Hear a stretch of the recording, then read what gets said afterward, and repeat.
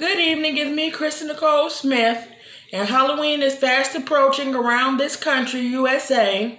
That's where we are in the USA. I am, me and my family. And I want to tell you about the past, present, and what I hope for the future of Halloween here in Detroit, Michigan, and in this country, hopefully. Um, in the 80s, when I was a young child, there was something called Devil's Night. That was the day before Halloween. Halloween falls on October 31st every year. So, on Devil's Night, the people of Detroit will burn houses in Detroit. Do I know people got killed? I don't know. I was young. All I know is I saw houses burning, and it was called Devil's Night.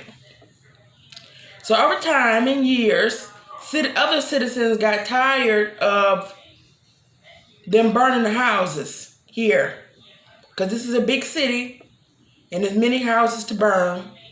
So the police and the citizens got together and started to patrol the streets on Devil's Night, and they stopped them from burning the houses. Many houses here are still burned from Devil's Night, and that was in the 80s. So it was devastating for the city.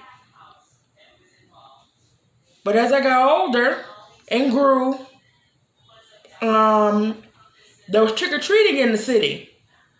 So people would have Halloween bags with leaves in them on their with leaves like jack-o'-lanterns and pumpkins on their porch and ghouls and goblins on their porch all dressed up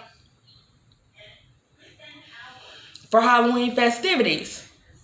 So the kids and myself would go out in the city, in their neighborhood or in Metro Detroit, and would be dressed up as their favorite monster or princess or prince or superhero or something they seen on TV or whatever they picked that they like to dress up as, and they would get candy. Big bags of candy that last for months. You can eat it for as long as you want. Stay up at night and eat it that night. Whatever you want to do.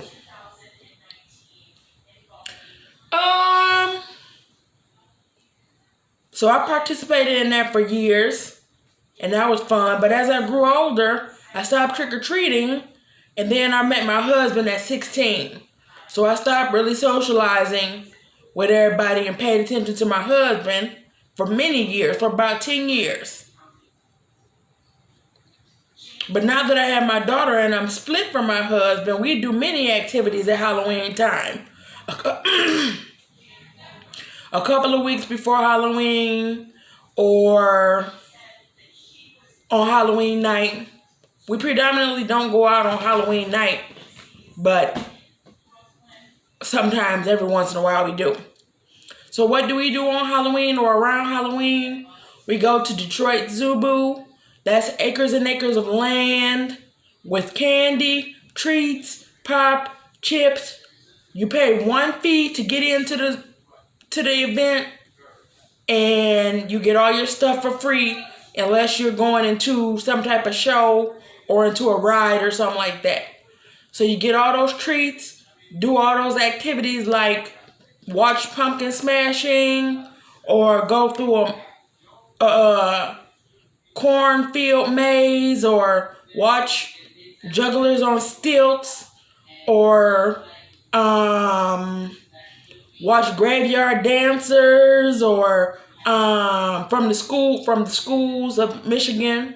They come there especially to dance in the graveyard at the zoo.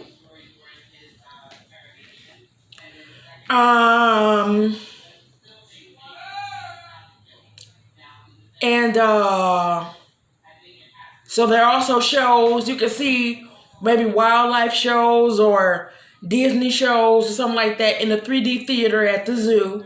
Or you can go on a ride, a virtual reality ride, with any movie that's currently playing at theaters around Michigan and nationally.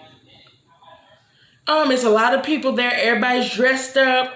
in their favorite costume. It's a very good vibe and energy, and everybody's getting ready for autumn. Everybody's in the autumn season, and everybody is trying to stay warm while it's cold. And everybody's eating and everybody's having fun with their kids. So it's very fun. We also go to trunk or treat at her school. Her school holds a huge trunk or treat every year in the parking lot, where the parents and people of the community around the school come together in their cars, SUVs, trucks, everything, decorate the trucks, and pass out candy from the trunk or bed of the truck. So all those kids are dressed up, and the parents are out there and they're passing out popcorn. And they also have haunted hallway. You can give 6 canned goods or $3 and get into the haunted hallway. The haunted hallway is where you walk through a decorated, fully haunted area of Flick School and scare yourself to death in the dark. So that's fun and festive. Then there are other trunk or treats around the city. The radio stations give trunk or treats. The churches give trunk or treats. There are activities at the library, the public libraries. All around the city, everybody's really going all out, getting festive for Halloween. Even the babies. And everybody's enjoying their self. So for the future of Halloween, I'm hoping that everybody will continue to keep the Halloween spirit up and enjoy it as much as they can, because it only comes once a year. And it's a good way to cast off all your fears. Fears of the dark. Fears of the monsters under your bed. Fears of the monsters in your closet, like Monsters, Inc.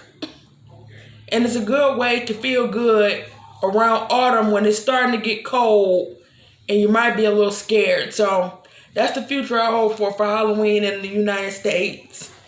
And I'm hoping we can keep the spirit alive and go on. So yep, that's what I'm thinking. Yep, good night. Bye-bye.